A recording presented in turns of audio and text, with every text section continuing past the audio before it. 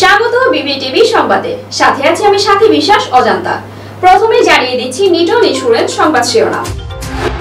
নির্বাচন দেরি হলে তার খেসারত গুনতে হতে পারে, বললেন জামায়াত আমির। মব জাস্টিসের বিরুদ্ধে কঠোর বার্তা দিল ডাবি প্রশাসন।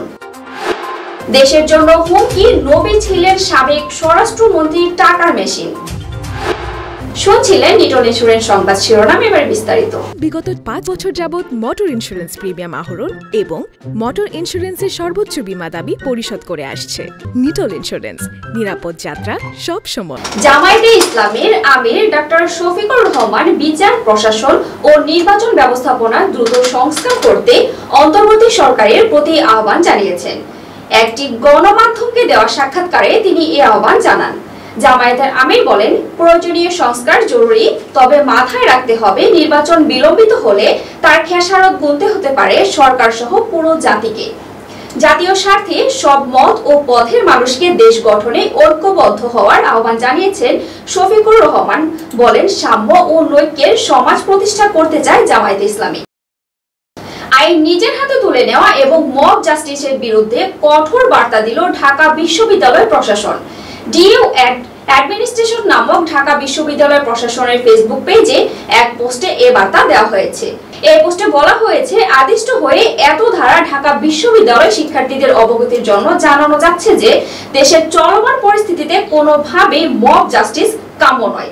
যে কোনো পরিস্থিতিতেই শিক্ষার্থীদের আইন নিজের হাতে তুলে না নেওয়ার জন্য কঠোরভাবে নির্দেশনা দেওয়া হচ্ছে।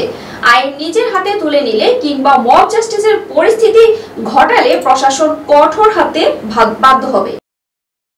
ভারতের পশ্চিমবঙ্গে বন্যা পরিস্থিতির জন্য কেন্দ্রকে দায়ী করে মুখ্যমন্ত্রী মমতা বন্দ্যোপাধ্যায় এবার মমতার সেই দাবি উড়িয়ে দিল কেন্দ্রীয় জলশক্তি মন্ত্রণালয়। এক বিবৃতিতে মন্ত্রণালয়ের পক্ষে জানানো হয়েছে, পানি ছাড়ার আগে নিয়ম মেনে সমস্ত সতর্কতা পাঠানো হয়েছিল রাজ্যকে। বাঁধের সুরক্ষায় বৃষ্টি হলে পানি ছাড়তেই হবে। হিন্দুস্তান টাইমসের প্রতিবেদনে বলা হয়েছে, বুধবার বন্যা পরিস্থিতি দেখতে হুগলির পরশুরায় গিয়ে ম্যানগ্রেট বন্যার তত্ত্ব দাঁড় করেছে মমতা। অভিযোগ করেছে, রাজ্যকে কিছু না জানিয়েই পানি ছেড়েছে ভারতের কেন্দ্রীয় সরকার সংস্থা দামোদর ভ্যালি কর্পোরেশন। বৃহস্পতিবার পাঁশকুড়ায় বন্যা পরিস্থিতি দেখতে গিয়ে বলেন, ডিবিসির সঙ্গে সব সম্পর্ক ছিন্ন করব। বহুল আলোচিত রোহিঙ্গা সন্ত্রাসী নবী হোসেনকে সম্প্রতি গ্রেপ্তার করেছে আইন শৃঙ্খলা বাহিনী।